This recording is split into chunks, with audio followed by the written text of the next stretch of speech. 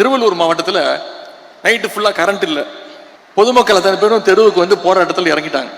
நிருபர்கள் போய் கேட்குறாங்க அவங்க கிட்ட, ஏன் வந்து இப்போ சாலை மறியல் பண்ணுறீங்க, சட்டமன்ற உறுப்பினர் போய் பார்த்து கோரிக்கை வைக்க வேண்டியதானு. அப்போ அந்த மக்கள்லாம் சொல்கிறாங்க, எங்களுக்கு சத்தியமாக யார் எங்கள் சட்டமன்ற உறுப்பினரே தெரியாதுங்க, தெரிஞ்சதானாங்க போய் அவங்க வீட்டில் போய் நாங்கள் கேட்க முடியும் அப்படின்னு கேட்குறாங்க. இதுதான் இந்த சோஃபா மாடல் அரசனுடைய லட்சணம். ஓட்டு போட்ட மக்களுக்கு அவங்க எம்எல்ஏக்கள் யாருன்னு தெரியல, எம்எல்ஏக்களுக்கு அவங்க எந்த தொகுதியில் நின்று ஜெயிச்சோன்னு தெரியல. நேற்று ஒரு அமைச்சர் போய் நன்றி சொல்றாரு. அங்க இருக்கக்கூடிய மக்கள்லாம் சொல்றாங்க, இது உங்க தொகுதி கிடையாதுங்க, நாங்க உங்களுக்கு ஓட்டை போடலைங்க, நீங்க பக்கத்து தொகுதி அப்படின்னு.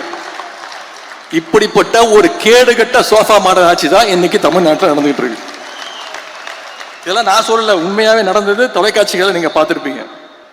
அதுல இப்ப அவங்க வேட்பாளராக அறிவிச்சதெல்லாம் யாரு தெரியுமா, ஜெயிச்சவங்க எல்லாம் யாரு தெரியுமா, இப்ப அமைச்சராக இருக்கிறதா யாரு தெரியுமா, போதைப் பொருள் வித்தவர், கஞ்சா வித்தவர், பொண்டாட்டிய கொடுமைப்படுத்தி வீட்டில் போட்டு அடிச்சவர், சினிமா படத்துக்கு பிளாக்ல டிக்கெட் வித்தவர், புது சினிமாவை திருட்டு விசிடி வித்தவர், ஜோசியத்தால கேன்சரை சரி பண்ண முடியும்னு போலி வைத்தியம் பார்த்தவர், RSSல சேர்ந்து காக்கி டவுசர் போட்டு சுத்தினவர், வாச்சாத்தி கொடுமைக்கு முக்கியமான காரணமா இருந்தவர், வேட்பாளர் அறிவுக்கு முந்தின நாள் வேற கட்சியிலிருந்து எகிரி குதிச்சு போனவர். இவங்கெல்லாம் இன்னைக்கு ஆளுங்கட்சியுடைய சட்டமன்ற உறுப்பினர்கள், அமைச்சர்கள். இவங்க பேரும் முதலமைச்சருக்கு தெரியாது.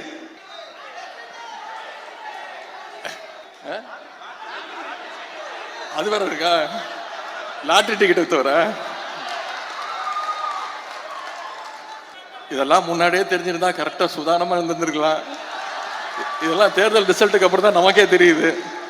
இன்னொரு கொடுமை என்ன தெரியுமா, இந்த ஆட்சியில அமைச்சர்கள் வந்திருக்கிறாங்கல்ல, நியமிக்கப்பட்டிருக்கிறாங்கல்ல, எந்த அமைச்சருக்கு எந்த துறைன்னு அமைச்சருக்கு தெரியல.